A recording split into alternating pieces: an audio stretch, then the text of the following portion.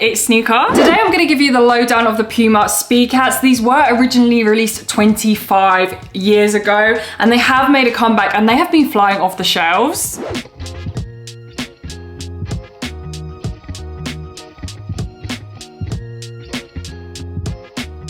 As we have seen recently, very slim, minimalistic, thin soles are really on trend at the moment right now. Obviously the Adidas Sambas, we have the Onitsuka Tigers as well. So this just fits in with that trend. These were originally released to be an ultra slim, fireproof racing shoe to support F1 drivers back in the 90s. The best part about these is that they do come in at £90, $100, which these days is pretty much a decent price considering a lot of sneakers are over that £100 mark, and especially when you're comparing these to some other silhouettes from other brands, these do come in at a much lower price. It is important to note that they are unisex, but they are part of a women-led campaign with Naked Copenhagen celebrating the shoe's motorsport heritage, and the campaign is based around female empowerment and pushing boundaries. It doesn't even stop there. Later on in this month, there's going to be a dedicated Puma event in London celebrating the SPEEDCAT and the racing roots. So today I've gone for the coffee colorway, which in my opinion is the nicest colorway out of all of them.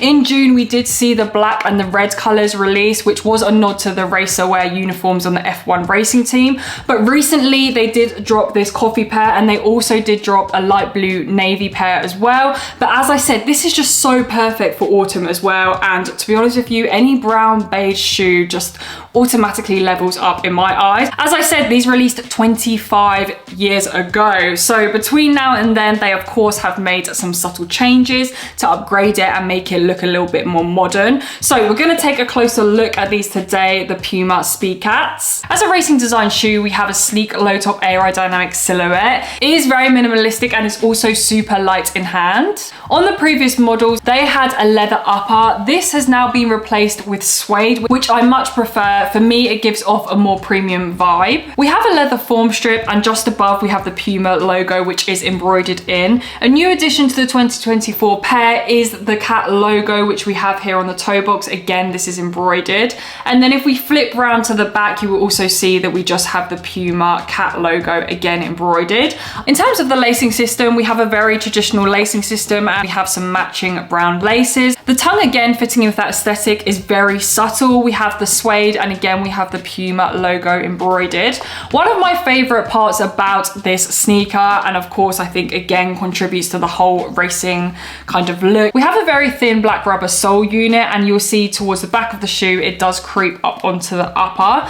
This black rubber sole unit is supposed to mimic the F1 racing tires. Inside the shoe we do have a white insole and we have the brown Puma logo inside as well. In terms of sizing, I went for my normal true to size, which is a size 7, and they fit perfectly. And you know what? I was really impressed with how they fit. I wasn't too sure, having tried some other similar brand models. I found that usually the thin soles, they can be a little bit uncomfortable, and especially around the kind of arch area because they are such a flat, you know, thin sole. But these slipped on like a glove, and also they were really comfortable. I tried on the Onitsuka Tigers, and whilst I love the design, I wasn't really too sure on kind of the support and stability around the shoe, whereas I feel like these are a bit more supportive. The upper feels really nice. This suede I definitely feel is given high quality, as well as giving me that support. You will see that as well, that is super flexible. The suede is not stiff at all, and you still have that kind of, you know, flexibility to really bend your foot. And I guess as a racing shoe,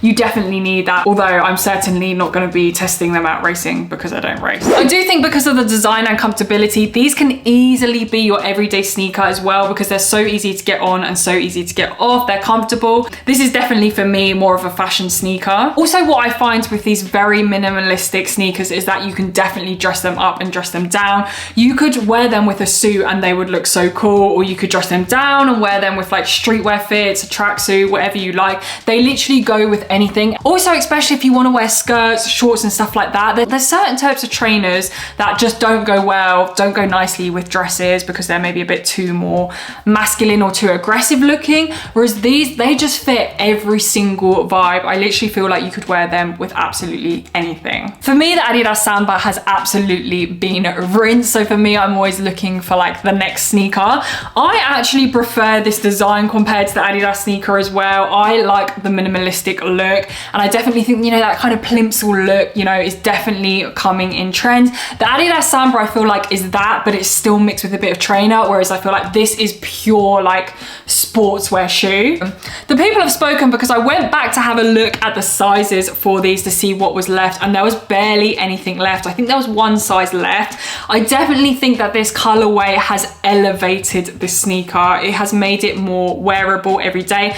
Like I said, I do think that the bright colors go really well as well. They're kind of like a statement shoe, and I've seen some really, really nice fits in it. But for me, I feel like I can appreciate more of a everyday color because you can just get more use out of it. So let me know in the comments below what you guys think is going to be the it sneaker. But I would bet some money that, you know, this kind of design, this trend is definitely going to be the next new thing, if it is not the Puma SPEEDCAT. Thank you guys so much for joining today's video. If you haven't already, don't forget to subscribe to my YouTube channel, and I'll see you guys in my next one.